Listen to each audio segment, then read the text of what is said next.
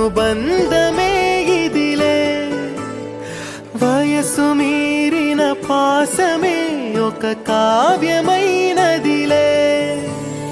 రేపలా ఎప్పుడు